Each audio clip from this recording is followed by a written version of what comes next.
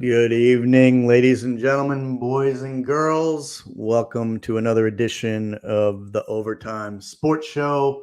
My name is Greg Gross, my co-host, as always, Dan O'Brien, here with you for the next hour and a half or so, give or take, to talk everything in the world of sports with you. Dan, I'm going to turn over the floor right away to you because we got a lot to cover, but if anybody's been paying attention, we always start every single one of our shows so far with an awesome hat reveal. Floor is yours, Dan. Yep. Eager to see what you got for me. Yep. So as you just mentioned, we've been doing this for just at least 17 shows. So I've been able to get a new hat every single episode. And I think I was telling you before we came on, I got 2 more in my repertoire. So I got one tonight and one next week. So without further ado, please hold. Let me see. Let's see. Okay. Very nice. So this bad boy right here is the couple years ago 4th of July New York Yankees hat that they wore on 4th of July. As everybody can see, it's got the American flag in the middle. So, like I said, I got a couple in the repertoire, so I had to pull out a Yankee one. And the next week's going to be an interesting one, but it'll be fun. But there's some relevance to it, too, as everybody knows. We just signed your boy Marcus Stroman to a 2-year deal, $37 million. So he's a local Long Island boy. So I'm a little iffy on him. I mean, he's up and down, as you saw him with your Mets career. I mean, he was good, he was bad, he was good, he was bad. I mean, he played good for the Blue Jays for, I want to say, 3-4 years. Then you guys got him. I think you had him for, a year and a half or half a year at least? Yeah, a little while. Yeah, and last year, beginning of the season, in the first half, I know he had like a 3 ERA. The second half, he got rattled. He got up to about a 4.50 ERA. So I'm hoping he can go back to the first half stats, but pretty good signing. I mean, we need pitching, so he's a good pitcher. So I'm excited for it. Nice. Yeah, I did see the signing. I was actually with my buddy Jack, who's a Yankees fan like yourself, and I think his reaction to that signing was about the same as yours, a little indifferent, not quite sure what to expect. But you guys are making moves. You can't say that they're not trying. So we'll definitely have more on that as the baseball season gets closer. But I love the hat. Yeah. I'm a big Patriot myself. Even with the Yankees emblem on there, I can appreciate the hat. It's that's a stylish hat. I like it. Mad props for that. Yeah, it's got the red bill, and then if you can look here, it's got the American League emblem. Yeah. So I like it. Yeah, cool stuff. It's cool stuff. Beautiful. So got a good show again today. Lots of football talk, as you can imagine, coming off a pretty eventful, surprising wild card weekend in the NFL. We'll kind of unpack every game, I think, and get some thoughts on some of the upsets that we saw. Lot of stuff to talk about. We can really go in any direction. I want to start, like we usually do, with just the one that's, for me, most top of mind, the one that occurred last night, the Bucs and the Eagles. I was, just to put it simply, a little shocked at what we saw. Maybe I shouldn't have been, given what really transpired the last several weeks of the season. But I thought come playoff time, things are a little bit different. Some teams save some things for the postseason, but that's really not what we saw last night with the Eagles. They looked like a lifeless team. Everything that we saw the last several weeks of the season, it really carried over, I think, in the game last night. From the very beginning, from kickoff, it didn't seem like the players really wanted to be there. The coaching staff didn't seem like they had any answers whatsoever. Not to take anything away from the Bucks, who played a very well-rounded game, in my opinion. We'll probably touch on that a bit too, and where the Bucks go from here and what they're up against next week. But I think there's some serious issues on this Philadelphia Eagles team to start the way they did at 10-1. They were atop the league for, I guess, more than half the season. And then just the way that things plummeted, it's not something I've seen in quite some time. We talk about epic collapses here and there, and this one's right up there. It's one for the ages. I think a lot of the blame falls on the coaching staff and Sirianni, and we'll have a lot to talk about throughout today's show with all the coaching changes that have happened in the past week. But I think a lot of the blame has to fall on the coaching staff. It's really, in my opinion, their job to right the ship and right the wrongs that are occurring. You can't say that he didn't know it was coming. They had 6, 7, 8+ games where they were just free falling and spiraling, and they really did nothing about it. They really had no answers as they closed out the regular season. And last night it was again on full display where it just looked like nobody had any answers whatsoever. I feel for guys like Jason Kelce, who now hangs him up. That's a tough way to go out. But the Eagles just looked absolutely lifeless. And I don't know that Sirianni gets fired. I never want to call for anybody's job, but if there's blame to go around, I think the first one who has to answer the tough questions in front of the media, I think you got to start with the coaching staff. But Dan, I want your opinion, because there's, I'm sure, mixed emotions, mixed opinions. Neither one of us are Eagles fans, but I'm curious how you view what we saw last night, because I was a little stunned, even though we saw a lot of that going on at the end of the season. Yeah, I mean, to go off what you said, it definitely falls on the coaching staff. And if you remember correctly, last week I wasn't giving up on them. I actually picked them to go long in our bracket. I want to say I got them all to the championship game, upsetting the Niners this week coming up. I mean, they didn't make it, obviously, but I wasn't ready to give up on them. They were 10-1, made the Super Bowl last year. Like I said, started 10-1, and I really just thought that they were tired. I thought that they were kind of playing lackadaisical. They wanted the division over the Cowboys, but they didn't get it. But they still made the playoffs, and I just thought with all their talent, all their veteran leadership, I thought that they would be able to, come in and play the lifeless Buccaneers, because the last time we saw the Buccaneers, they were beating the Carolina Panthers 9-0.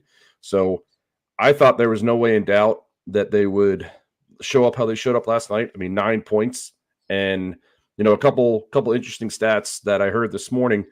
They actually lost both their coordinators last year to head coaching jobs. So if you think about it, Shane Steichen, who was the offensive coordinator, went to the Colts, and Jonathan Gadden, who was the defensive coordinator, went to the Cardinals. So, we're talking about coaching staff, but I believe that had a huge impact, because when you lose your top guys, I mean, you can kind of piece it together for, obviously, as we saw this year, 11 weeks, and then 11 weeks it kind of came up and stumped them in the butt. So I think those two coaches leaving really, really, showed it what it was towards the end of the year, because they had everything kind of just lined up. Everything just came and just really made it happen. And it just sucks because, yeah, as you said, Jason Kelce, I believe he's retiring, and he had a hell of a career. So it kind of sucks that he had to go out only putting 9 points. And another funny stat is they went for the 2-point conversion. I don't know if you noticed that. They tried the brotherly shove, and it actually did not work. So I thought that was kind of ironic. Boomer and Gio this morning kind of said it was kind of the icing on the top when they didn't get the brotherly shove on the 2-point conversion, because that's been a lot of chatter that they want to outlaw it. So I thought that was very interesting. Yeah. But I think everything just, not to repeat myself again, but everything really just dominoed effect with the offensive coordinator, the defensive coordinator leaving. It kind of just put its ugly foot up. And I think that's what really happened ultimately. Yeah, I mean, that's a good point. But I guess I would look at another team, to me, perfect example in comparison, on the opposite end of the spectrum. They're having success right now. That's the Buffalo Bills, they're moving on to the next round. And is that because they made the coaching adjustments at the midway point of the season, whatever it was, when they were sort of free falling like the Eagles? They canned their offensive coordinator. I think a couple of the coaches were in the mix there. And ever since then, what are they on? What, 6-7 game winning streak? I think it is Yep. something like that. Yeah. So isn't it Sirianni's job or the GM's job to take a look at the coordinators? Maybe the people they brought in at the beginning of this year were not the right guys. And when you're 10-1, I guess everything looks all rosy. But then when you're 10-2, 10-3, 10-4, 10-5, whatever it was, they finished 11-6. Don't you have to start taking a closer look at that and do something to salvage your season before the train goes off the tracks? I mean, to me, it just looks like that's what happened. The train went off the tracks and they didn't do anything to stop it. Yeah, it's a great comparison you did because, like you said, the train went off the tracks with the Bills. And what the Bills do, they fired their offensive coordinator and got some new blood in there. And the train, they got some new blood in there. And the train went off the tracks in Philadelphia. And what they did, they just kind of, said, oh, okay, we're just going to try this. We're going to get Matt Patricia in there. We're going to do some different things. But I think it just, the veteran leadership, I want to go back to that. I believe that they just were all pretty tired from the last, 2-3 year run. I mean, all these guys are old. I mean, if you look at the offensive line, Lane Johnson, Jason Kelsey, you look at the defensive line, Fletcher Cox, Brandon Graham. I mean, those are 4 cornerstones that have been with the Eagles for 10 plus years. So I think just everything, like a domino effect, I think everything just, came to fruition and they didn't stop it when they should have. You can kind of compare it to like a bleed. If you didn't put pressure on it, it's just going to keep bleeding out. And I think they just bled out and, they limped into the playoffs. They thought that they could beat the hopeless Buccaneers, which I'm sure a lot of America did as well. And they just, got punched in the face one last time. And it's going to be interesting what happens with that team because, as I just mentioned, all those old players, it depends on, obviously we know Kelsey's retiring, but what else is going to happen? Yeah. Yeah. You see, they brought in Julio Jones, I guess, for some veteran leadership and extra offensive weapon, but he got banged up, entered concussion protocol, I think yesterday and never returned to the game. So yeah, you're right. I think some guys, their team might look a little bit different come next year. I'd be interested to see if the front office looks a little bit different too, the coaching staff. I just think if I'm ownership or the GM, I look at the head coach and think that it was a missed opportunity for him to correct some things down the stretch. It's just, to me, it's a bit embarrassing. We look at guys like Bill Belichick. I wanted to touch on that for a minute. And I think with him getting, I guess, the opportunity to step down, that's certainly noble from the Kraft family. But I look at that situation and I think that Kraft knew right away that early on in this season that he was moving on from Belichick. I know they didn't announce it for a while until really the final games of the season, but I think he kind of knew. And I think it's related to what we're seeing in Philly. Whether or not Sirianni gets the axe as well, it remains to be seen. But a lot of these guys who own the teams, the general managers even, these are prideful people. They're competitive. They want to win. So I look at Kraft and I think he knew that era with Belichick and Brady was over and he had to make a decision. And I think I wouldn't be surprised at all if the Eagles do the same thing. This is an organization that won the Super Bowl not too long ago. I think a lot of people expected them to get back to the dance. They were in it last year. They came close. I think this year the expectations were really high and they didn't come anywhere close to meeting that. It was downright embarrassing. So I wouldn't be surprised at all if Sirianni gets the axe as well. Yeah, that's a very good point. I mean, you mentioned it, you've mentioned it all shows long.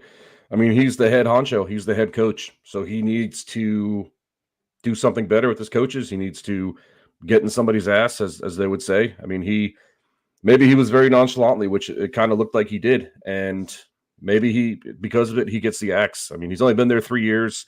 They went to the playoffs each year. So that's something, but still, I mean, the Philadelphia Eagles, like you mentioned, they're a prideful organization. They won a Super Bowl a couple years ago. They went to the Super Bowl last year. So he may get the axe just because of his lack of leadership and his lack of, keeping the bus rolling, as they would say, keeping the tires on the bus. And because they derailed and he couldn't get it back on the right track. Yeah. You mentioned the tush push or the brotherly shove, whatever you want to call it. I got to ask you, because I can't make sense of it. I've been on record for the last couple years saying that teams go for two way more often than they should, or at least just at the wrong times in games. To me, I would reserve going for two till the very end, until you absolutely have to. I think if you go for two and you don't get it, it changes game situations. It puts pressure on your team.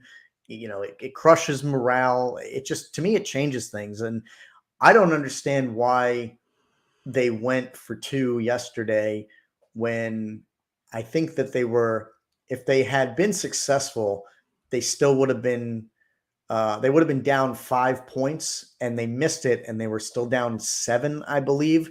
So I just didn't understand what 2 points to me would have gained you nothing. I don't understand. It wouldn't have put the game within a field goal.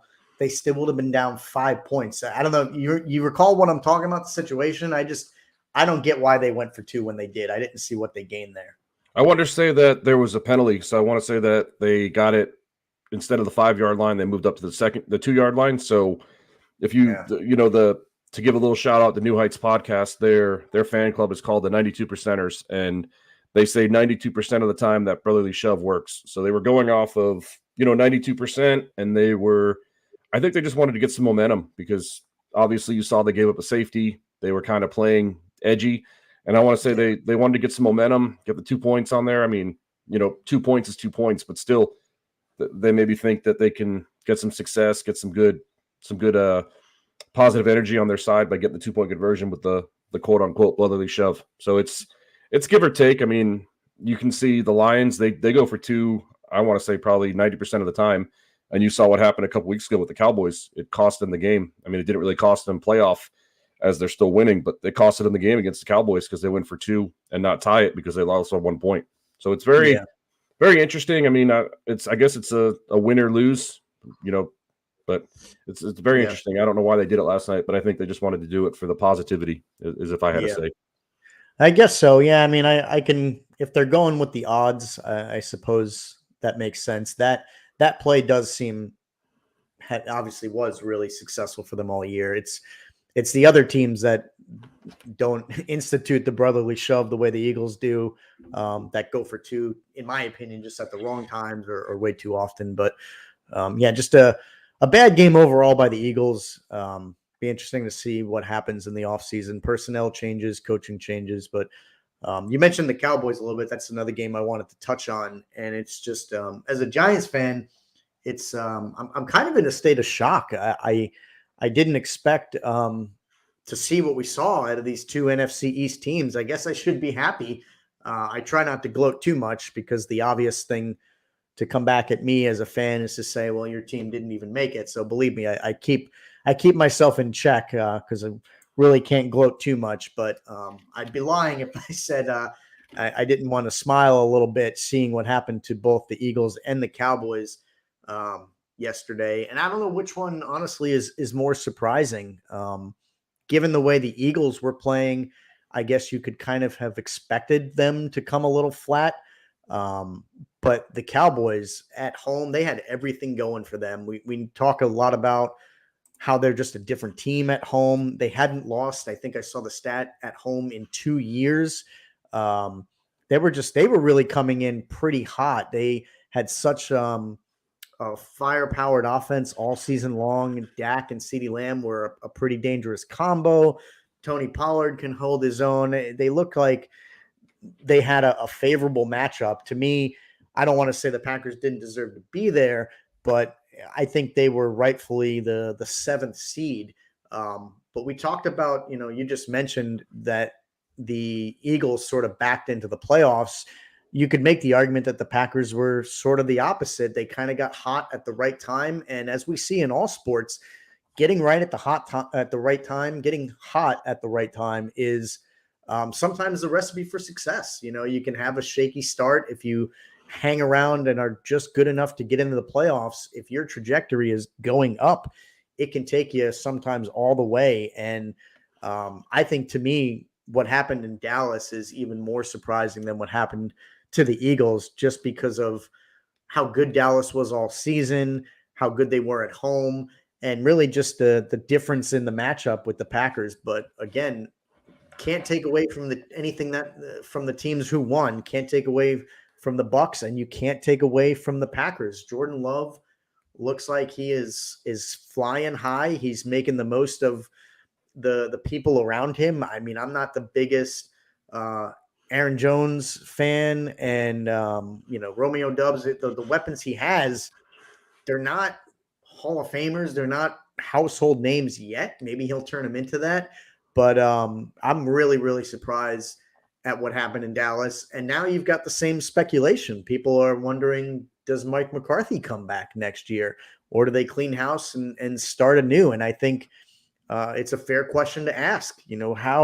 How do you let this happen again? They were 12-5 for the third straight year and come up with nothing. This is a team kind of like the Detroit Lions, and we'll touch on them soon, but it's been, I think, since 1997 since they've had a playoff win. I mean, you're getting up there into the 30-year mark like the Lions. And for America's team, I think a guy like Jerry Jones has to demand more. So same thing as Sirianni. I would not be at all surprised if they decide to move on from McCarthy in the offseason. But I want your thoughts, because I was just kind of stunned at what we saw with Dallas.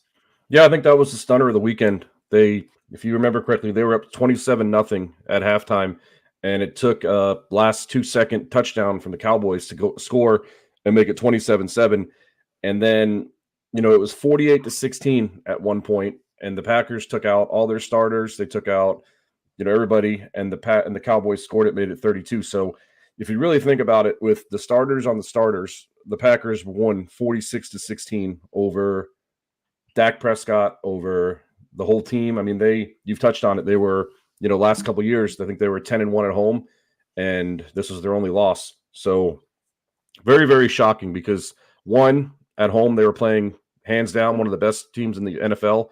That's how they were playing. And their defense too. Don't forget about their defense. They were playing lights out at home too. But to give up 48 points to the Packers, I mean, a team that was playing for their lives until the last 3-4 weeks, and then come in there and smoke check them. But that was the biggest shocker. So to go off what you said, I was reading some on Twitter. Some guys on there were saying that if he loses to anybody but the 49ers, Jerry Jones might think about firing him, which makes sense, because, I mean, this mediocrity is mediocrity. But apparently, America's team and Jerry Jones, we know Jerry Jones, he's not going to put up for mediocrity. And who knows if they fire him and go for Bill Belichick. I mean, that could be a pretty interesting little turnaround real quick, because he's still out there. I mean, the Falcons are coming strong for Bill Belichick, but if he hangs around and McCarthy gets fired, I could see Jerry Jones waving $120 million contract at Bill Belichick and saying, come over to Dallas. I mean, It's just going to be interesting. But I did want to touch on one thing about Jordan Love. I wanted to read his stats from his last 7 games of the year. So he was against the Chargers. He had 108 rating, 2 touchdowns, 0 interceptions. Lions, 268 yards, 3 touchdowns, 0 interceptions. Chiefs, 267, 3 touchdowns, 0 interceptions. Giants, he had a 1 touchdown, 1 interception. But these last 5 weeks were really impressive. Buccaneers, 284, 2 touchdowns, 0 interceptions. Panthers, 219, 2 touchdowns, 0 interceptions. Vikings, 256, 3 touchdowns, 0 interceptions. Bears, 316, 2 touchdowns, 0 interceptions. And then the game against the Cowboys, 272, 3 touchdowns, 0 interceptions, and a quarterback rating of 157.2. And I want to say a perfect quarterback rating is about 158.6. Correct me if I'm wrong, but it's around that number. So, I mean, Jordan Love just really, really showed that he was ready to rock and roll. I mean, those last 7 games, that's 2, 5, 6. That's like 15 touchdowns and 1 interception over the last 7 games of the year. So that was very, very impressive. I mean, he really showed that he was ready to play. A lot of those stats never got done by Brett Favre and Aaron Rodgers. So that is pretty amazing. So as you just ran it down, it was the Giants who were the only team who picked him intercepted off him. Yeah. In the last 7 games or whatever it was. It's pretty wild. Credit to the Giants D, I guess, because they were the one bright spot on that team for, I would say, most of the year. And that says something with the brand of football that Jordan Love is playing. And it's that old adage, you take care of the football and good things will happen. You have to be responsible with the ball as a quarterback. And Jordan Love has been exactly that. And that's pretty remarkable hearing you run down those games, the passing yards, and just no picks, no picks, no picks. Yeah. It's a recipe for success, and they're enjoying that right now. He didn't have any picks against Dallas this week, right? No, he didn't have any picks, so they were playing for their playoff lives against the Buccaneers, the Panthers, the Vikings, the Bears, and now the Cowboys. And he did 2, 4, 7, 9, 12 touchdowns and 0 interceptions in those 5 games. Yeah. It's impressive. That's impressive. Very impressive. Yeah. You got to give him credit because, we could move to this game now or circle back to it. But a guy like Josh Allen, you could argue, was not taking care of the football at times. We talked about him being a little careless with the ball, trying to make, too many things happen, make miracles happen. But Jordan Love, taking care of the football, and they just mopped the floor with Dallas. It's going to be a heck of a interesting matchup, and we'll get to the next week's matchups a little bit later before we close out the show. But interesting to see how they do next week against a 49ers defense that's been pretty damn good throughout the year. If they can put up that many points, I don't think clearly being on the road doesn't bother them at all.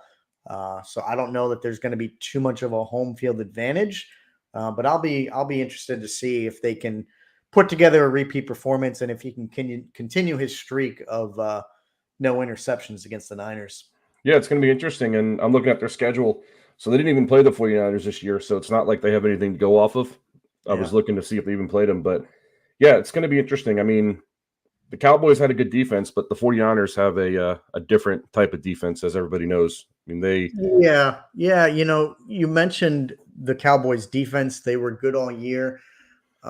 I guess I expected a guy like Micah Parsons, who people had him as MVP at some point. I don't know if it was this year, maybe last year.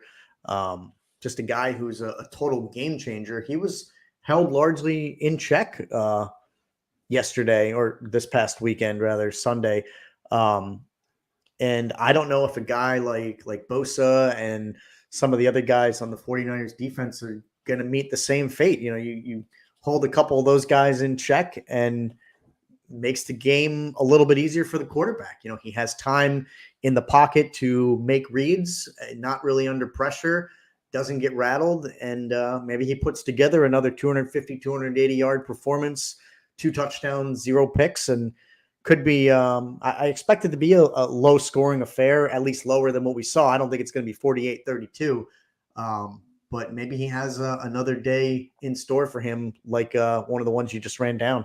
Yeah, I mean, I'm looking at the box score. Yeah, Micah Parsons had 2 tackles, 1 solo tackle, and 1 quarterback hit. And I mean, that really speaks minds to the Packers offensive line.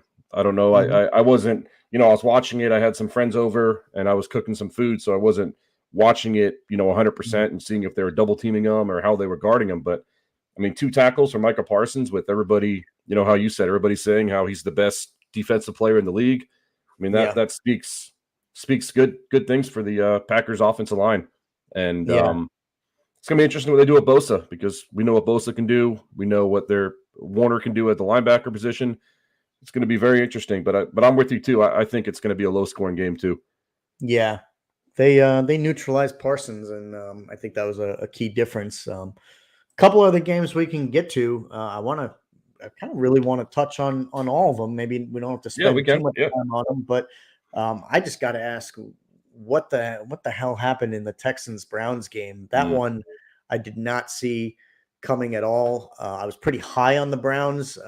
Been a big Texans fan this year because of Stroud on my fantasy team. I really thought with Tank Dell going down, they were losing a big weapon.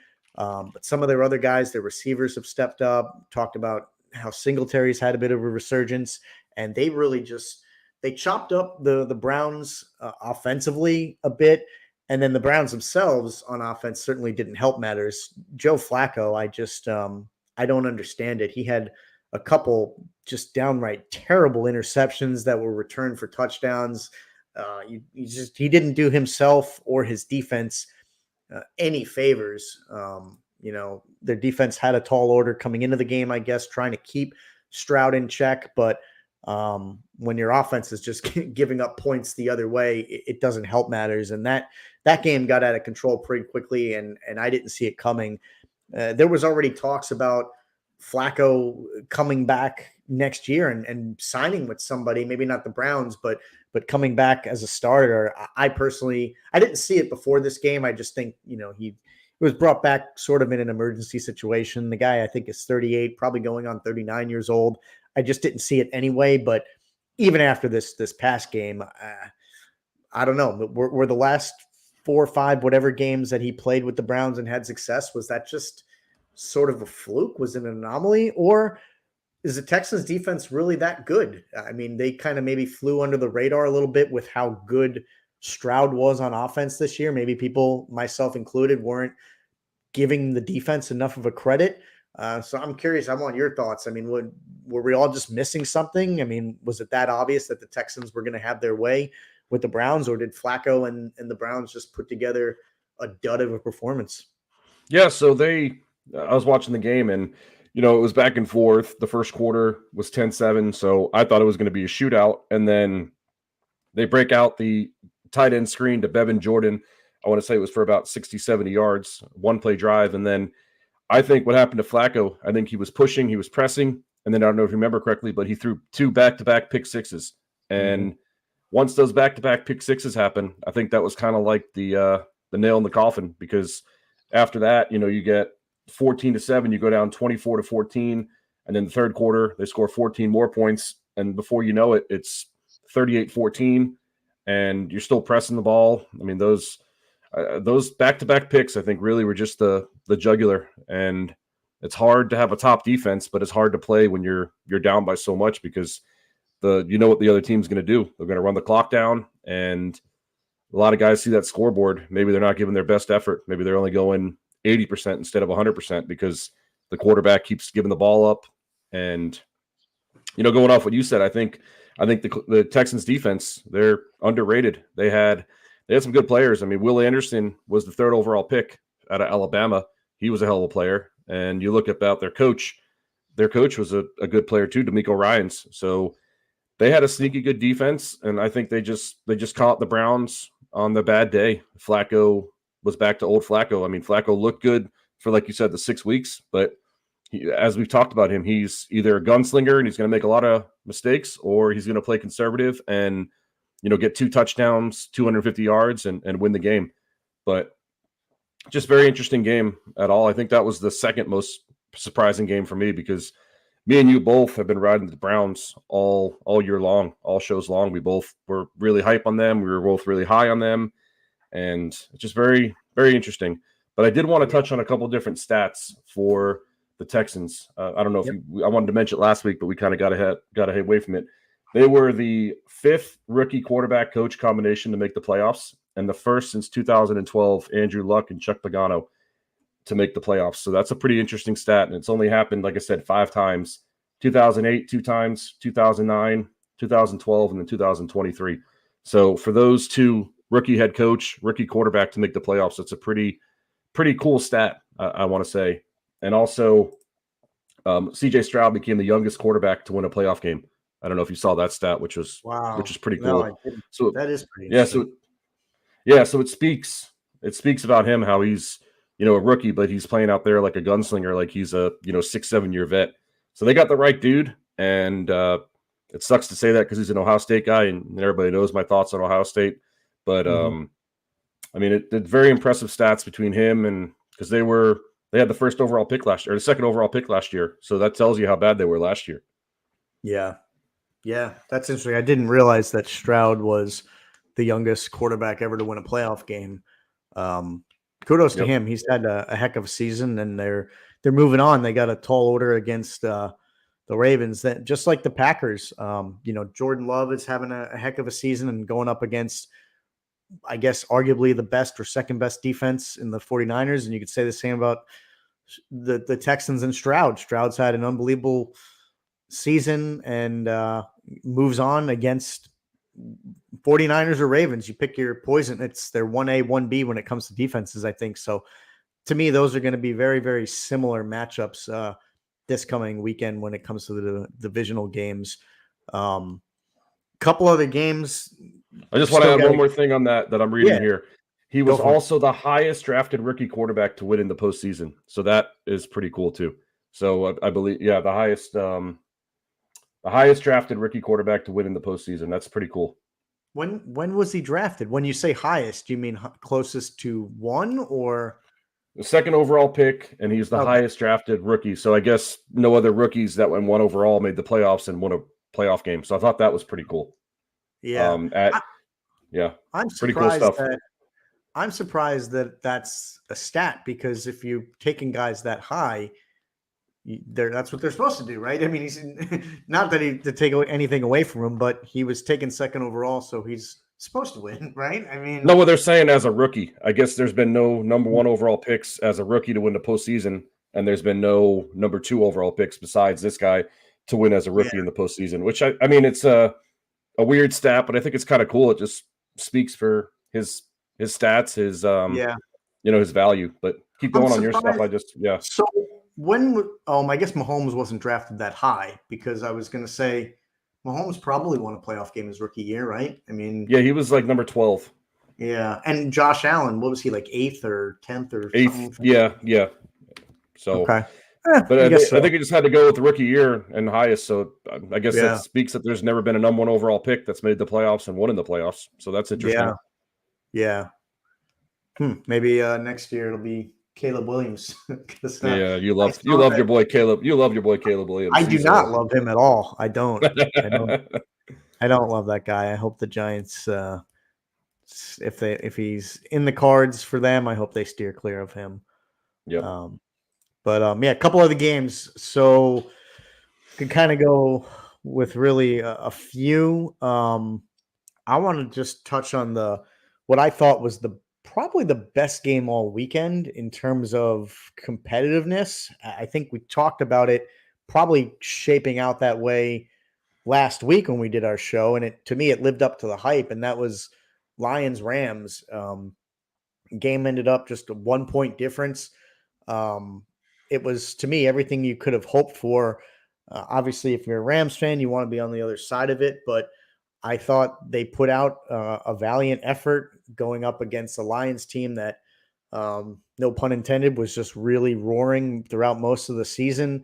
I admittedly was a little shocked that Sam Laporta was in the game.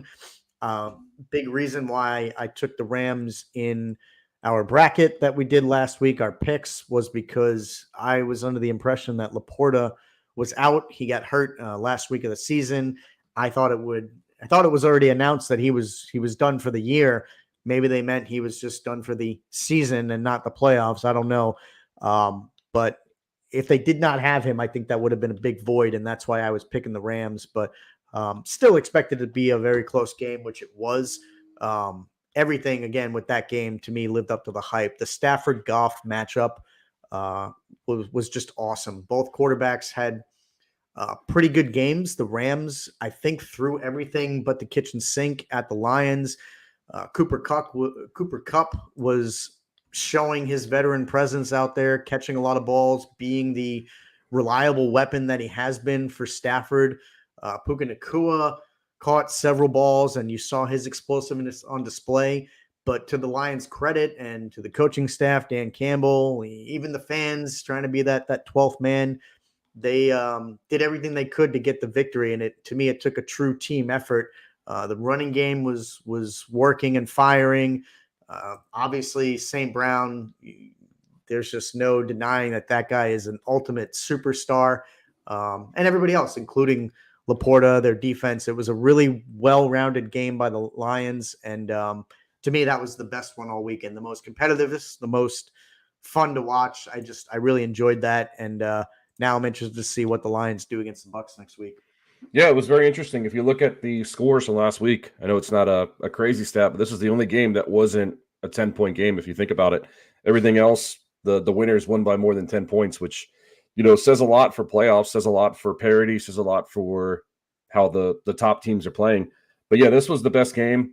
I didn't realize that they ended a 9-game post-season losing streak, the longest in NFL history. I didn't know that was the longest in NFL history. I knew that they haven't won in 31 years. So that was really cool for the fans. Eminem was out there. Everybody loves Eminem. I don't know if you saw, he did a really cool intro video. And I don't know if you saw, they showed a fan in there. I guess he was a season ticket holder for like 70 years or something. And they kept showing him. I thought that was pretty cool for him to see a playoff victory. But Same.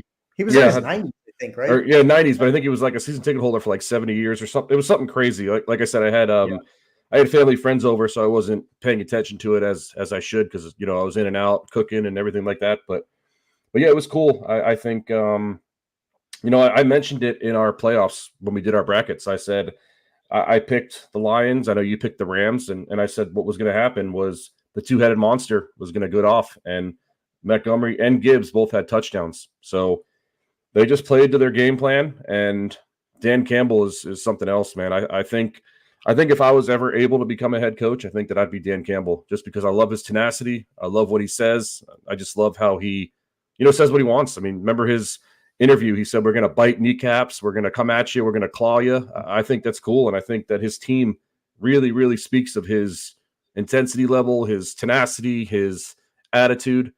And it's very cool for the city of Detroit, very cool for the franchise of the Lions. And I'm excited to run it. And I'm excited to see them go to the Super Bowl and watch my bracket look good. So that's what I'm excited for. Yeah, you had them going to the Super Bowl, right? So I have them going, not had. Had's a past tense. Have is a present tense. Had is a past. I like it.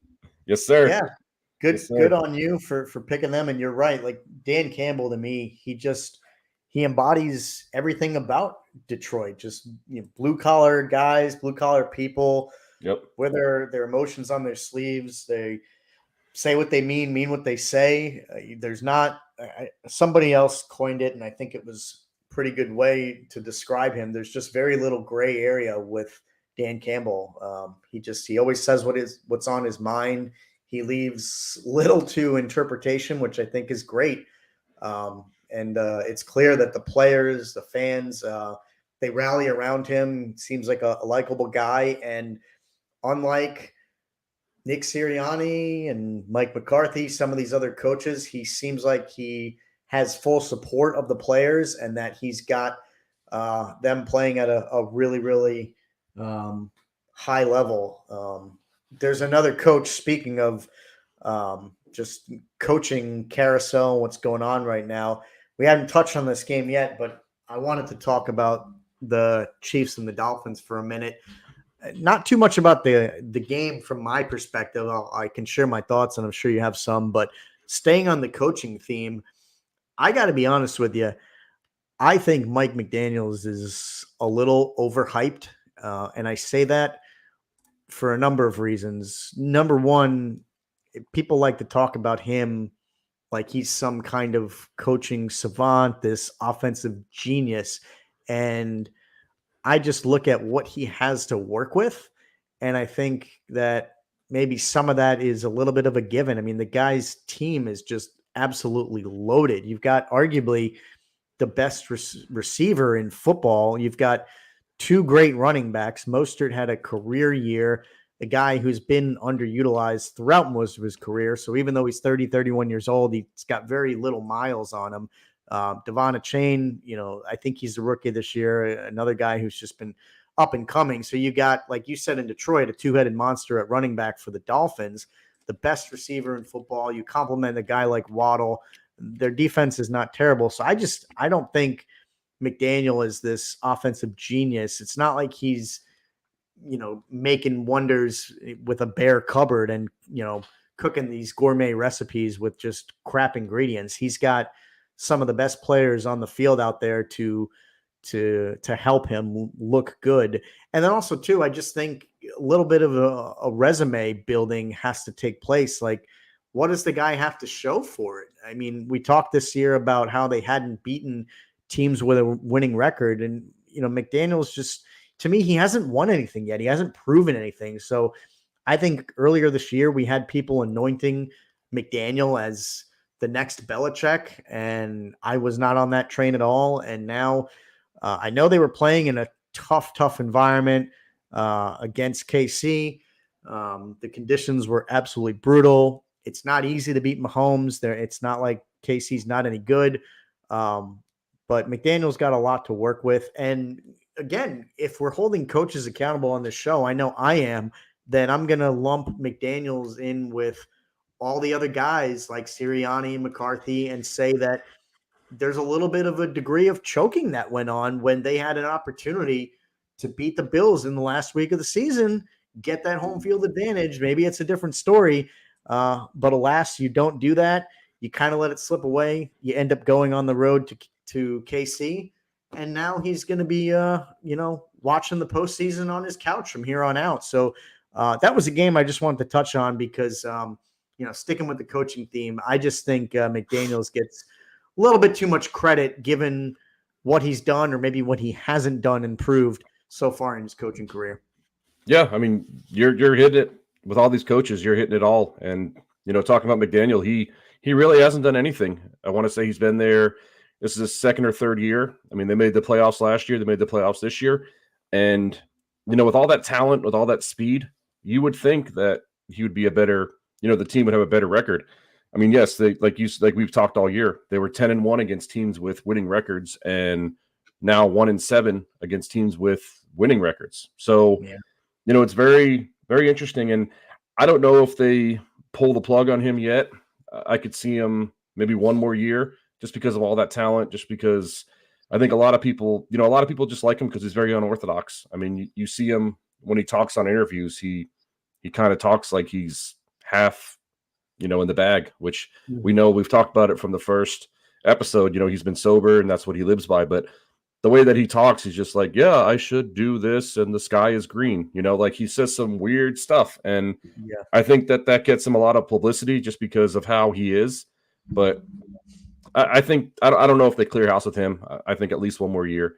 But interesting stat. I've been doing a lot of stats this week or this show. So another stat that I saw, I don't know if you saw it, but when the temperature is below 40 degrees, they are 0-10 in the last 20 years.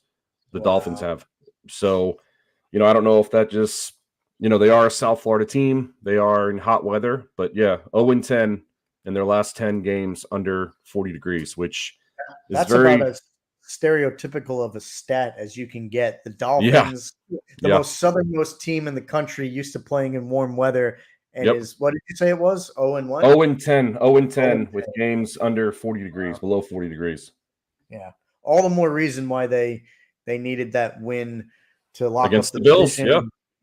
Just but I'm with you. Yeah. I don't think McDaniels gets the axe. I think his loss wasn't as embarrassing, egregious, whatever you want to call it, as McCarthy's was, as Sirianni's was. I give him a stay of execution and give him another year to try to turn it around. But certainly he's definitely got to be feeling a little bit of heat after the way that their season kind of came to a collapse. A couple teams, man, Cowboys, Eagles, Dolphins, these teams that were in the upper echelon, those conversations for Super Bowl contenders throughout most of the season. And now they all find themselves on the golf course. Even the Browns, I guess you could say, maybe to an extent.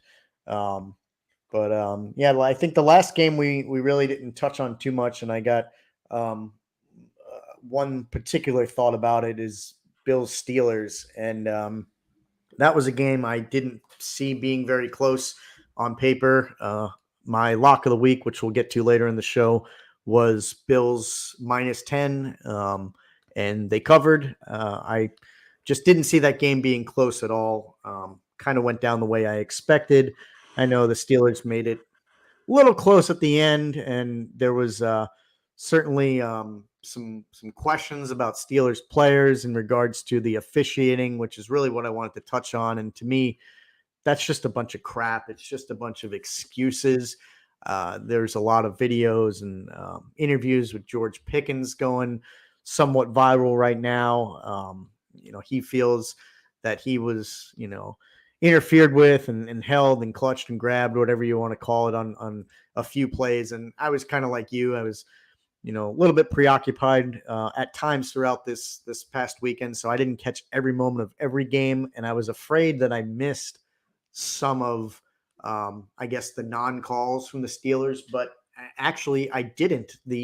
I think the most flagrant one that Pickens was upset with happened, I think, later in the game, either the third or maybe the fourth quarter. There was a slant route that he ran and felt that he was tugged by one of the Buffalo defenders, resulted in an incomplete pass, and there was no flag thrown. I saw the call live, and I think Tony Romo thought that there should have been a flag thrown, and maybe it was Steratore or whoever the announcer that does the rules and whatnot thought maybe there should have been one too, but I didn't. And I think, not saying it's right or wrong, but we all know that sometimes refs can put their whistles in their pocket come playoff time more than they do in the regular season. And again, I'm not saying that's the way it should be, but we all know it to be true in really any of the four major sports in this country. So it's nothing new. I think you have to expect it. And to be honest, I think if you're a fan, and I even think if you're a player, I think that's what you want to see. I think you want the players to play. And on that particular play and many of them with Pickens, to me, it just there wasn't enough there to warrant a flag. And I think him just crying in the locker room to reporters about, you can't beat the Buffalo Bills and the refs. To me, that's just crap. It's such a bad look. And, there's stuff floating around in this country about the educational system and how kids these days in school need to go and attend like a finance class and real world classes. I think NFL players need to go to media schools and classes and learn how to talk in front of reporters, because there's just so many guys time and time again, especially receivers, who just come across as whiny divas. And I just think George Pickens' act is just whiny and it's just crap to me. I don't think it holds any water. Yeah, I mean, he's been a baby all year long. I want to say a couple weeks ago, I believe one of the Steelers guys called him out because there was a fumble and he kind of, walked off the field, didn't run after the player to tackle him when the other team had the fumble. And then yesterday, I mean, he threw his helmet 4 or 5 times. I mean, he's been a baby. And I was watching with, a friend of the show, Sean Fleming. He's a big Steelers guy, and his brother-in-law watched him at Georgia because he's from University of Georgia. And I guess he was a diva at University of Georgia as well. So, yeah, you can have all the talent in the world, but being a diva, it's not going to get you anywhere. And it's definitely not going to get you anywhere with the Steelers, because the Steelers, as you know, as everybody knows, they're a no-nonsense franchise. So I don't know if he's going to survive. I mean, he's still probably on a rookie contract, so he might survive. But still, he doing that kind of crap with the Steelers is not going to get you anywhere quick. And Mike Tomlin, we know Mike Tomlin, he's not going to have it. And he's had a history of calling people out and sitting people or even cutting people. I mean, look what they did with Le'Veon Bell. Le'Veon Bell was a diva. He wanted X amount of money, and they said, okay, see you later, buddy. You're not going to get the money from us. So they're no nonsense. And it's just, very interesting. But yeah, that game, the Steelers kind of just shot themselves in the foot. They were driving, and then they threw an interception on like the 5-yard line. That acrobat of interception by the Bills. I mean, that costed them, and more interceptions by Mason Rudolph. And I think they were just overwhelmed. I think Mason Rudolph was overwhelmed. I think the Bills just came to play. I mean, they're on a different level right now, and they're just rocking and rolling. They were home, which helped, but they're on a different level. I could see them. We'll talk about this later on in the show, but against the Chiefs, that might be the best game of the whole postseason, if you ask me. But we'll touch on that here in a little bit. But that's going to be one hell of a game. And I just think that the offensive coordinator move that you've talked to, that I've talked about, I think it's really paying dividends for Josh Allen's confidence, for the whole team's confidence, and just how everybody's playing, because it's like they're doing a well-oiled machine. All the cylinders are rocking, and they came to play yesterday. Yeah, 100%. That's a good point. And as we talked about earlier, the Eagles, as we know, didn't make those adjustments, and we could make the argument that they should have, and maybe that would have changed things, because it certainly looks like, to your point, that it did with the Bills. Sometimes, you get rid of the stink in the locker room or the booth, whatever it is. In this case, it was the coaching staff. And you're right. Like, it's helped Josh Allen's confidence. Maybe it's also been the wake up call for Allen, because when a coach or coordinator gets fired, then, as a player, if things don't get fixed, then you're next, So I think maybe Allen looked at that as, hey, no excuses now. I've got a new coordinator. I've got to start producing. And he has. He's taking care of the football now. He's looked like the Josh Allen of old, where he's just taking the team on his back, running for touchdowns, throwing for touchdowns. It's a different Josh Allen than what we saw at the beginning of the season. I think you're right. I think a lot of that has to do with the coordinator change that they made. And I think, again, you're right that this Bills-Chiefs game is going to be a treat for football fans all over. Those two teams have met in the playoffs a few times the past couple years. We did our picks last week. I think it's the Bills, finally their time where they get past the Chiefs, they get over that hurdle. And it'll be interesting. It's going to be, I think, a treat for all football fans to see that game. Yeah, I think so too. And, I have that at the bottom. I don't know if you want to get a little recap of our bracket, but I can go ahead and share my screen and we can kind of see the quick standings real quick. I don't know if anybody can see it, but, right now we have Ryan Peoples. I don't know if you know Ryan Peoples. Is that one of your people? I have no idea. Okay. But my dad is MOB9. He watches the show religiously. So he's tied for first with 200 points, with 200 points remaining. And then friend of the show, Chris Dolan, he's got 150 still alive with the Ravens pick. Neighbor Fenway, Max Brady, he's rocking and rolling. It looks like your dad's up there. Your dad put 2 in, it looks like, right? Yeah. Yep. And then you got me with the Ravens at third. And then we got Jeffrey Creason, who we've mentioned a lot, friend of the show. He picked the Cowboys. He's gone. My brother also picked the Cowboys. They're looking gone. And then you're pulling up the rear. But a lot of football to be played. But I think we got, what did we get, 10 people in here. So that's pretty impressive. And I think people are enjoying it. I know when I sent it out, everybody was looking forward to doing it. So it's very cool. We were talking about it. We might do the same thing with NHL hockey. Probably do the same thing with NBA basketball. We could do this little live bracket thing, but I think a lot of people enjoy it. Yeah, it's been. I know I personally enjoyed it. So if no one else is, hey, too bad for you. But I'm enjoying it, and that's me saying that despite the fact that I am, like you said, pulling it up the rear. Looking at it on paper, I was looking at my bracket and I was like, wow, I didn't get a lot right, and now seeing it in the standings, percentage wise. The two at the top are 91.4% with 200 points. Yep. I'm at 35.5%. That's pretty brutal, but still alive. I'm looking at a couple people who had the Cowboys, I guess, going all the way. Yep. My champ is still there, and just me and one other have your dad, San Fran, as the winner. Yeah, so I still got a puncher's chance despite a pretty miserable first round there, but ton of fun. I'm enjoying this. So much fun. We'll be doing more brackets. We'll be a month or two away from March Madness. We'll do a bracket for that. Yeah, I forgot about that. That'll be a lot of fun. Yeah, we'll do an NHL playoff bracket, probably NBA. We'll just it's always a good time. People play along with us. Yeah, it'll be fun. And then we don't want to talk money, but maybe we could talk about maybe getting some bucks in there and doing something fun for the show, or doing something fun for a listener, maybe like a gift card or something like that. But that's here nor there. But that's more to come. Just kind of making it fun. But good idea. I like that a lot. Yeah. But we're at the hour mark. I'm getting pretty thirsty myself. What about you? I'm always thirsty, and now is, I think you're right, a good time for a break. All right, let's do it. Take a short time out. We'll come back, do our beer reviews, and then spend a little bit more time on the upcoming matchups this week and a little preview of the actions. So. Yep. Stick around. We got more to come. We'll be back in a few. Yep.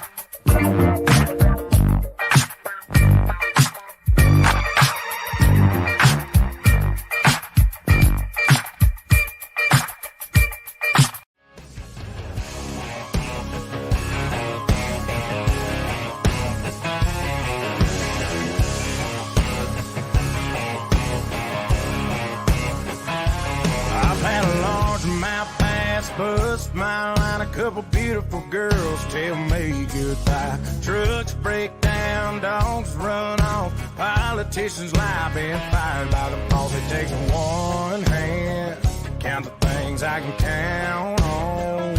No, there ain't much man that ain't ever let me down. Long neck, ice cold beer never broke my heart. Like diamond rings and football teams have torn this boy apart. Like a neon dream, it just don't know me. The bars in this guitar. And long neck, ice cold beer never broke my heart. Oh yeah. You know what time it is. Yes, we Beer do. thing. Yes. Beer When- time. Yeah, the other good time is that you're close enough to an ice cold beer than not to an Right. ice cold beer. Did you ever think about that? I'm past the across the halfway mark of dry January, so looking forward to the end of my time served, if you will. Yeah. It's not been as hard as I thought, but I do miss it a little bit. I'm not going to lie, especially with all the great sports action. It's nice sitting down at the bar and having a cold one. It's nice having a glass of wine, making some dinner, and having a little pasta. yeah. So I miss it. I do miss it a little bit. And honestly, in this time of year, it's even a little cold here in Florida, and I miss sitting out by the fire and having a nice cider. But I do feel good actually going a couple weeks now without a drink, and I'm going to try to make it the rest of the month and complete my dry January task. But Yeah. I'm still participating in our beer reviews. For those who have maybe missed an episode or two, I have been doing dry January, and I've been doing some non-alcoholic beers on the show, and I've got one I think that people can relate to. So Dan, if you don't mind, I'm gonna go first. I don't know who went first last week, but Well, since You you've been doing non-beers, you've been going first. Yeah, You know, we're I thought keeping so. So I'm yeah, gonna keeping the go beers for first. me. Yeah. So, like I said, I think everybody can kind of relate to this. If you missed last week's show, I did one that was completely off the wall. It was called Bitburg. It was a German style Pilsner, obviously non-alcoholic. It's pretty good. I think if I'm looking at notes, I gave it an 8.2. It was pretty good, but didn't expect anybody to really know that. Don't know if it's something that you can necessarily get locally. So I wanted to switch it up a little bit and get something that I know people can probably relate to. And I'm going to show you on the label here, Dan, see if you can see this.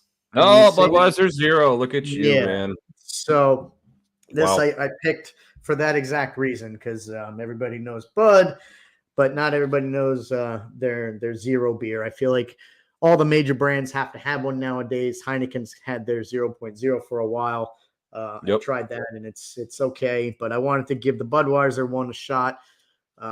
This one's 50 calories. It's actually a true 0.0. It's not, the 0.5, O'Doul's yeah. that has 0.5 or whatever.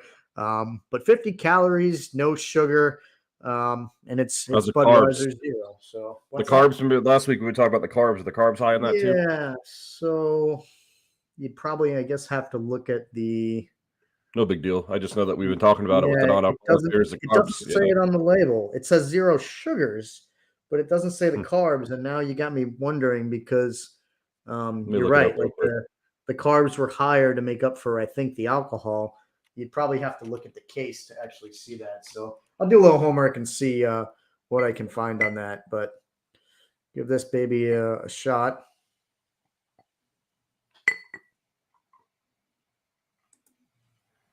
This says net carbs 12 grams. That's pretty close to, I want to say the Bitburg was 15, 16. Yeah. Yeah. So So pretty close. So, I mean, we all kind of know what it should taste like, what it should look like. So I'm not going to dissect anything like that, but dive right in and tell you what it tastes like.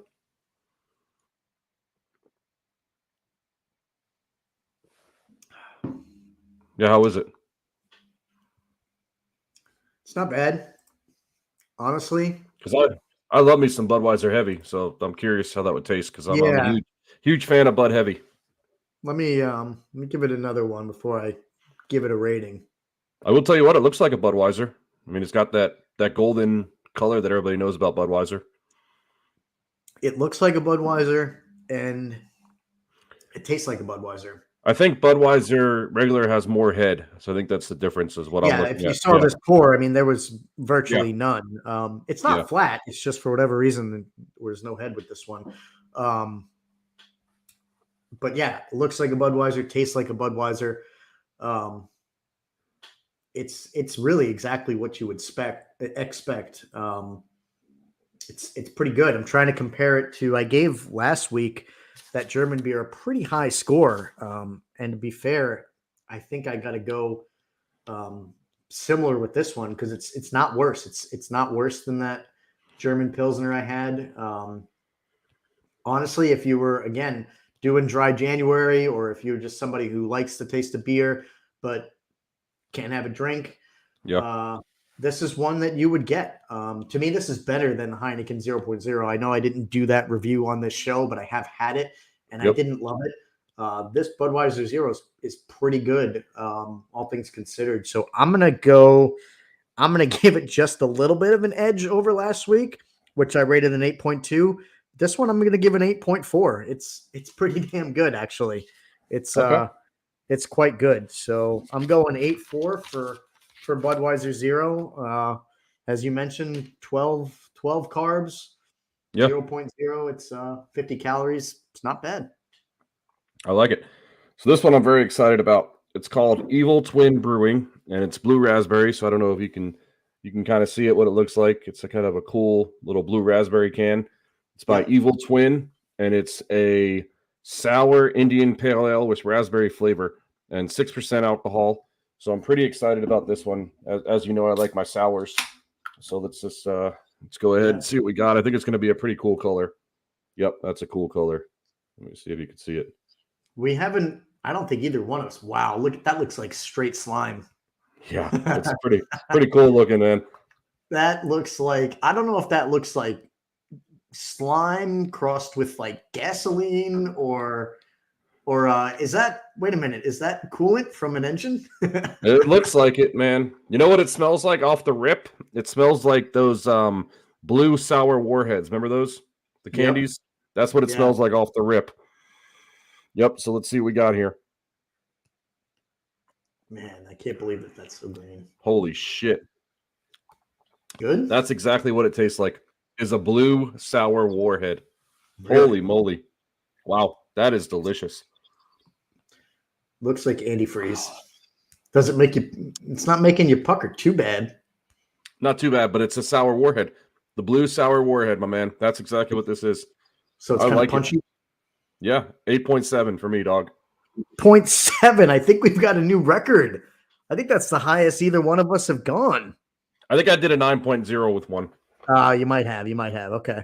But I've been, I mean, growing up, I was always a sucker for sour warheads, and blue was one of my favorites, and that's exactly what this tastes like. Wow. 8.7. That is delicious. Evil Twin Sour IPA. What was the alcohol content on that? 6%. 6%. Okay. That is delicious. Wow. Oh, and they're from, sorry, I didn't say where they were from. So they're from North Haven, Connecticut. Okay. Evil Twin. Wow. Nice. Very delicious beer. Pick. Yeah, I was gonna say very unique too. Yeah, I got 2 more from my pick that I did from the local liquor store here in St. Augustine. So I got a fun one for next week that's going to be interesting as well. But yeah, very good. So if we could think of some blue sour warheads, that's exactly what it tastes like, just in liquid form. So Nice, I like it. Cheers. Cheers, brother. Yeah, man. Oh, that's good. Wow, that's refreshing. Yeah. That is refreshing. So, obviously, we were pretty NFL football heavy last week. Stick on that theme, and I think we can. I do have some hockey stats. I do have a hockey stat that I thought was pretty cool, but we can do hit me NFL with or the whatever. hockey. We can Okay. spend some time talking a little bit of hockey, and then we'll get to our picks and brackets Yep. and whatnot. But yeah, hit me with some hockey. So I took this screenshot from Instagram. As of January 12th, this was the first time in NHL history where 4 teams owned simultaneously winning streaks of at least 7 games. And it was the 9-game win streak from the Panthers, 9-game win streak from the Oilers, 8-game win streak from the Kraken, and 8-game win streak from the Jets. So that was, I saw that the other day on Friday, and I was like, I got to take a screenshot of this. I thought it was really cool. Yeah, first time 4 teams have a winning streak of at least 7 games in NHL history. So I am looking at the standings now, and I thought you didn't the Kraken beat the Islanders last night, or was that the night before? We got beat 5-0 last night, but who did we play? Oh, the Kraken lost to the Penguins. That's right. I'm sorry. It was the Wild that beat you guys. Wild, yeah. Yeah, I thought it was the Kraken. So the Kraken did lose. So the reason why I mentioned that is because, so you said there was 4 teams that had those streaks, but as of right now, the only team is the Oilers. Standing is the Oilers. Yeah, the team that you saw. I mean, we talked about it a bit. They had a pretty impressive streak about a month or so ago, right? You know, around the time you saw them, they had it snapped, but they really followed that up with another 10-game winning streak.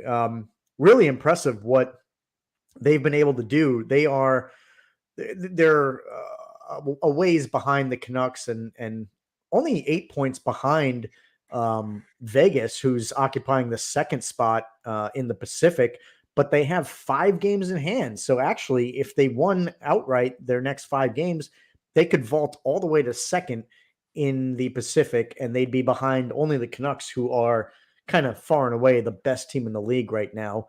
But yeah, it's been impressive what the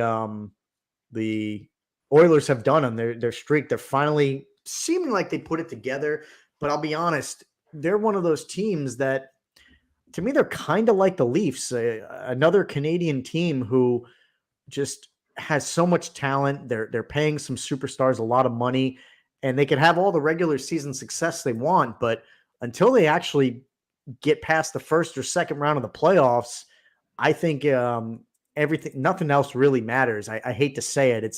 I don't want to say the regular season, their success, what they're doing is for naught, but they really have to show something in the playoffs, I think, given what they have with McDavid and Draisaitl and all these other guys. It's impressive, yes, but I think they still have a lot to prove. Yep, and I think I texted you this the other day. They are 17-3 in their last 20 games, which very, very impressive. And their first win is when I saw them in Washington, and the 3 losses were against the Bolts, the Panthers, and the Islanders. And I mean, to go 17-3 in 20 games, that's really impressive. 1, and really impressive 2 when it's hockey, because we know how physical hockey is. But I thought that was pretty cool stuff.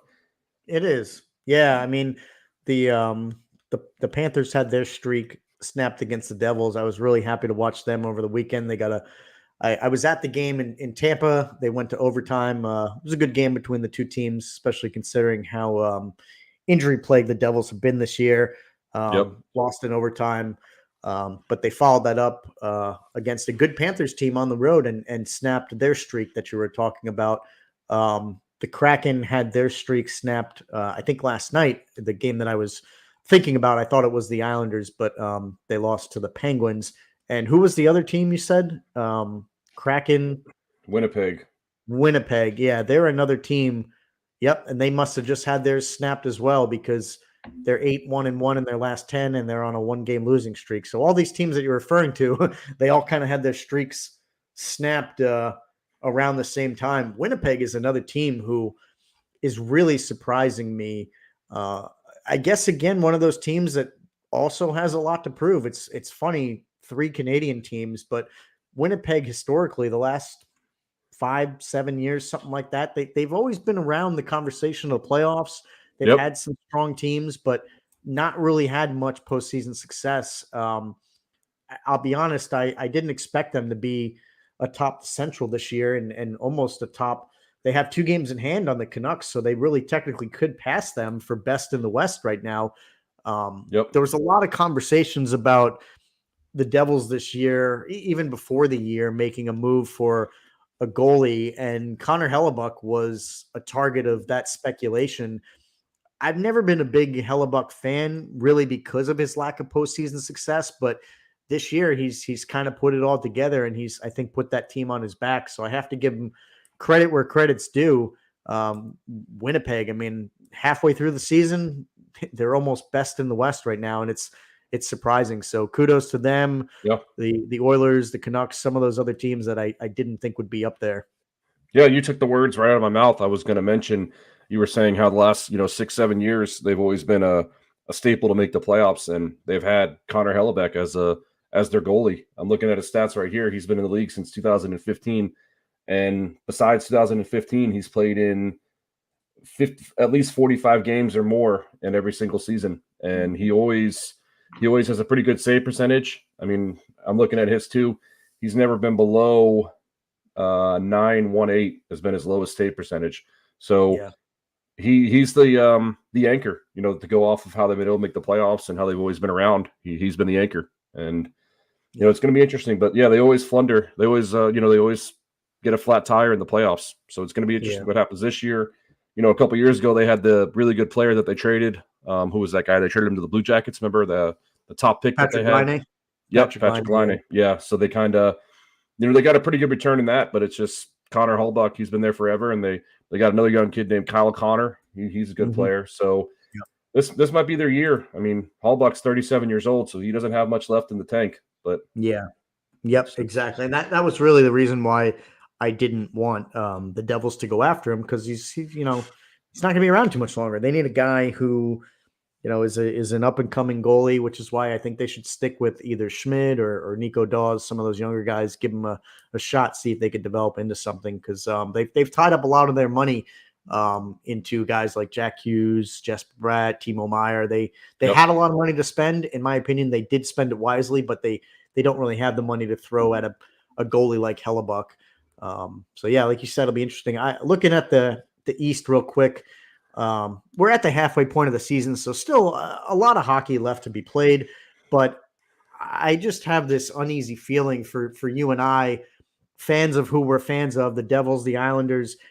I'm afraid that one of our teams is going to miss out on the postseason, just the way that this is developing. The East is so tight right now.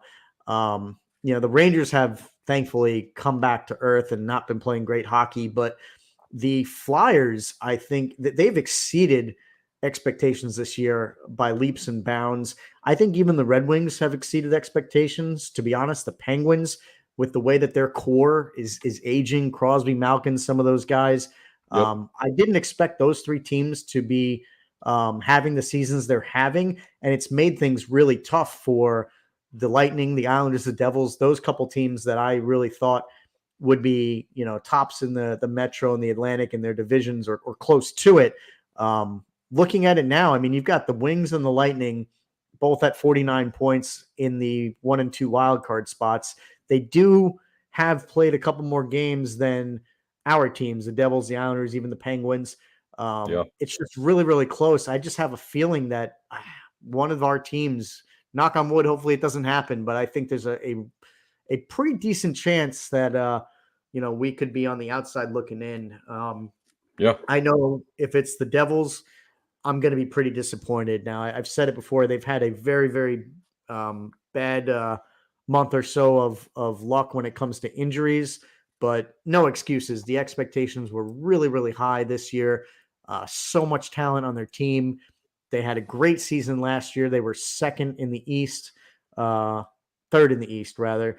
But they ended up coming away, beating the Rangers in the first round, fell short to the Hurricanes. But this year was supposed to be the year that they have even more moved success. over. Yeah, and so far, it's not been the worst season, but it's been a bit of a disappointment. And there's a good half of the season left to be played. But I'm just a little nervous. I don't know about you. Yeah, I'm very nervous with the Islanders. I mean, I've mentioned it, probably a handful of times on our shows. They have that core, and I don't mean to keep going back to it, but they have that old core that, has been there when they made the championships against the Lightning, when they made the back-to-back and lost, obviously. But they have those guys, Cal Colorbook. They got Matt Martin. They got Andres Lee. They still got Barzal. I mean, he's young, but still he's been around. So it's going to come push to shove. And we know about Lou Lamorielli. We know that he is getting up there in the age too. So he might shake some things up if they don't start getting out of this wild card or start playing some substantial hockey, because he wants to win. And, we want to win as a franchise. And with this old core, something has to happen. We have two good goalies. We have decent defense. I mean, not the best. I mean, our goal differential right now is -18. So our defense needs to step up. I mean, we talked about that, I want to say, a couple of weeks ago. Both of us did. Yeah. But, besides that, you got to do something. I mean, Barzal, he's wasting away with that talent. I mean, you've seen how crazy he is when he's 100% healthy. I mean, he's probably one of the top 5 quickest skaters in the NHL, in my thoughts. So, yeah, I think push has got to shove. I think something's going to happen with them. Either, they go on a nice little run and get up there, or or Lou Morello shakes up the team. Yeah. No, you're right. I mean, you look at the goal differential. That's always one of the telltale signs. Yep. All 6 of the teams, the 3 leading the Atlantic and the 3 leading the Metro, are all in double digits positive territory when it comes to goal differential. Even the Wings and the Penguins are +11, +16. But look at the West. The Lightning -3 for the Canucks. Sorry, I was scrolling down. That's wild. +54. Yeah, that's wild. They are just they're doing something special there in Vancouver. Not quite on the level of what the Bruins were doing last year. The Bruins had, I think they ended the season over +100 or something crazy like that. But yeah, you're right. I mean, that's a pretty good indicator of how your team's playing. The reason why I have a little hope, the Bruins were 128, just to let you know. Yeah, I mean, that's just incredible what they did. If you look at that, the other end of the spectrum, San Jose is already -93. I mean, that's that's wild. Brutal. Yeah. And then you guys took out freaking Connor Bedard. I mean, poor guy, you had to break his freaking jaw. So, that sucks. But hey, it is what it is. It's not a little boys game, it's a man's game. So that's what happens. That's right. And they'll be in line for another good pick come this season. So that's what it takes sometimes to build a competitive team, is you get a couple draft picks, you luck into some number 1 overalls. It's a lottery system, but you get a couple number 1s or number 2s, and your outlook can change pretty quickly. That's what happened with the Oilers, and that's what happened with the Red Wings right now. I mean, the Oilers, they had your boy that you had on what was his name? The guy that you guys had on the Devils, turned him to the Bruins, and then the Coyotes. You brought his jersey, number 9. Oh, Taylor Hall, yeah. Yeah, they had him. They had McDavid. They had Nugent Hopkins. They had Draisaitl. So, they did that, and now they're playing really well. And the Red Wings, they had a bunch of young players too, and now they're playing pretty decent. So Devils too. Jack Hughes and Nico. Yeah, Devils too. Yep, that's right. Yeah. Just a matter of time. It is, yeah. So we'll be talking some hockey as the season moves along, but we still got half the season to come, and the All-Star break will be coming up. So teams will make some adjustments, teams will get healthy, and it'll always be a fun stretch as we come into the winter and spring months. So yeah, for sure, definitely. Transition back to football. I think we'll take a quick look at some of the upcoming matchups. I want to make picks again. I'll recap. I think I went 1-1. Yeah. Recap us last week. Yeah, yep. You did go 1-1. So last week, we ended the regular season with our picks. I edged you out just barely by a game.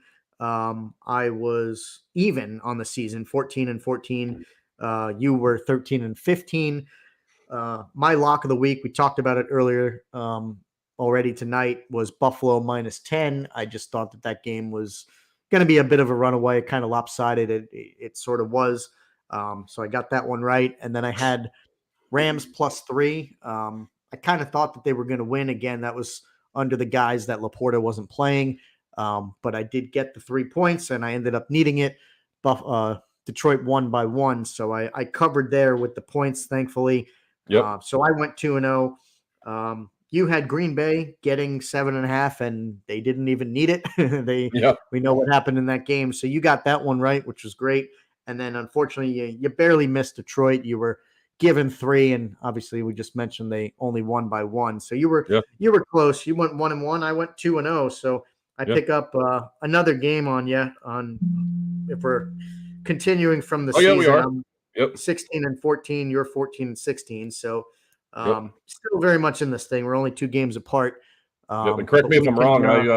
I believe I've gone like 4 straight weeks where I've missed it by 1 point. The spread. You've had some crap luck. I will give you that. I have. It's been pretty. Not that it matters, but still, it's interesting. That's why we do these locks and upsets. So it's fun. And if you're ready, let's get our picks in while we're on the subject, and we can have some I'm in. closing thoughts on some games. But I'm going to give you the honors because I'm up a couple games, and I don't know who went first, but I'll give you the floor if you want to give me your lock or give me your upset, whichever one you want to go with first. Some interesting games. So I'm going to do my upset with the Texans +7.5. I think Baltimore's going to win, but I think the Texans are going to come out slinging. You have Texans +7.5? That's what I got on ESPN. What do you got? Wow, I have +9. Let me refresh it, and maybe the odds changed. If I got where are you 9, on NFL? No, I'm on my side. I'm on Bet Online where I bet, and they've got it at +9. Let me look at NFL.com too. Hold on one second. I'm gonna give you what I see because this is a live odds right now. Hold on 1 second. That's pretty ESPN rare. is too. ESPN is what? ESPN is pretty live too usually. I know. I'm saying, I'm not saying they're not. I'm just saying it's weird that they would be so far off. I mean, sometimes half a point, maybe a full point, rare occasion, but 1.5 points, that's that tells me that they don't have a great feel for this game. NFL.com doesn't have the spread. Well, what about Hard Rock? Yeah, let's see what Hard Rock says. Give me 1 second. We need the Jeopardy music right now. All right. NFL. All right, they got +8.5. +8.5. Okay, so that's closer to my 9. So I'm giving you the 9. If you want the spread, I'm going to give you the 9. That's fine. I appreciate it. Your upset is Houston +9, which it's hard to not get down on that. I mean, we're going to start having the same stuff since there's not many games. Yeah, so I think maybe next week, maybe we just both pick the same games and we just maybe we could even invoke the over-unders or something. We'll find a way to make it work. We're going to run out of games. My lock, I'm going to keep running my Lions. I got them -6.5 on ESPN.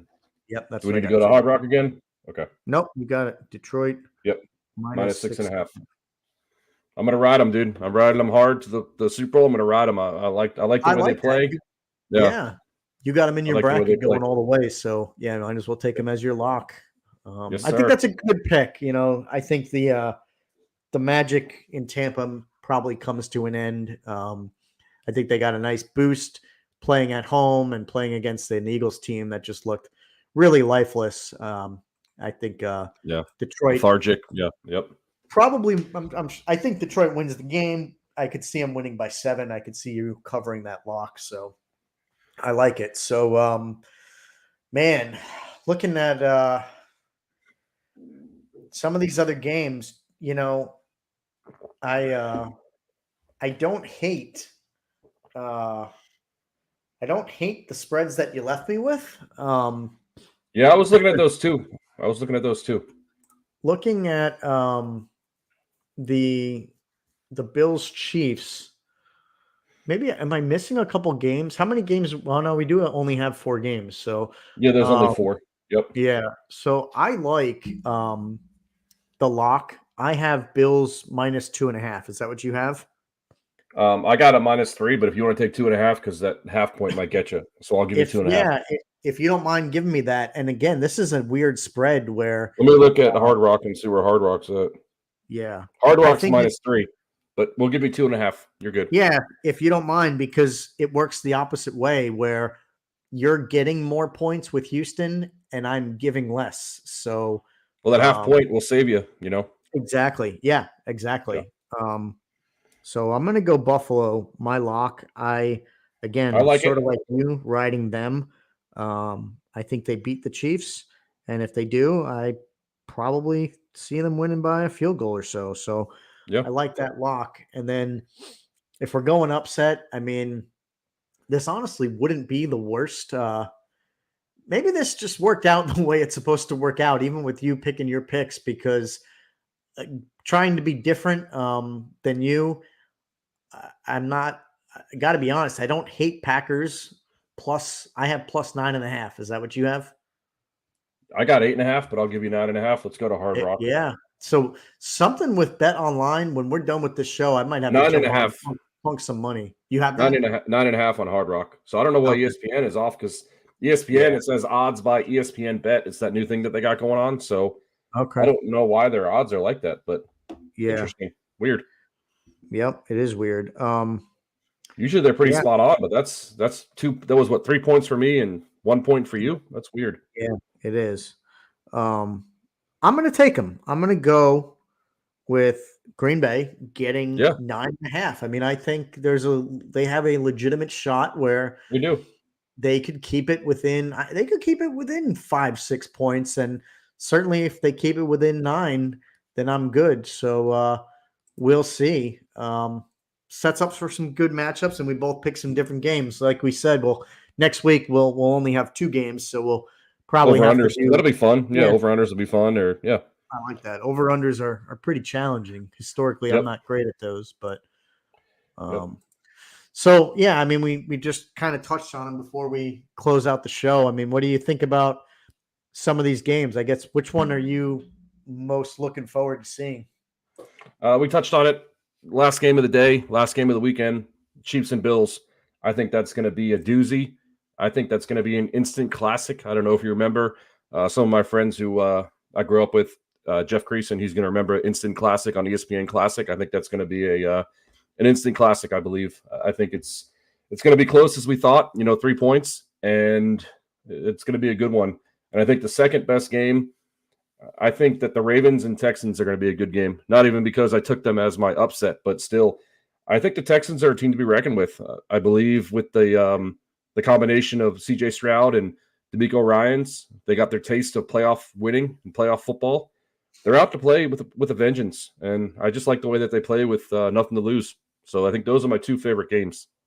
Yeah, I'm right there with you. For me, I think I'm most looking forward to the Texans Ravens. I'm really interested to see how Stroud does against a tough defense on the Yep. road, especially with the Ravens, getting that bye, being pretty well rested. Lamar talked about it a couple shows ago. He was sort of my pick for MVP because to me, he's not really done anything wrong this year. And he's, in my opinion, not had a ton to work with. I mean, again, just thinking about who he has at receiver, there's just not really any household names. I mean, again, I know Zay Flowers has had a good year, but and Odell Beckham Jr., aging guy that didn't play much, lost J.K. Dobbins, lost Mark Andrews. I mean, Lamar has just really put that team on his back. So that is a game I'm really looking forward to. But yeah, Packers, see if Love can repeat against a good defense on the road again. Bucks Lions, I think, should be a pretty good game. I mean, we didn't talk much about what Baker Mayfield's done, but I think he deserves a lot of credit. They were having him compete for his job at the start of the season against Kyle Trask, and he's put together a pretty good performance. So the one thing about these games, we've got 4 of them coming up this week. I don't think you can say that really there's any team that doesn't deserve to be there. I think all these teams have had some great seasons, some great storylines have been built in. So again, if you're a football fan, Yeah. really, really awesome games coming up this weekend. So kind of Yeah. must see TV.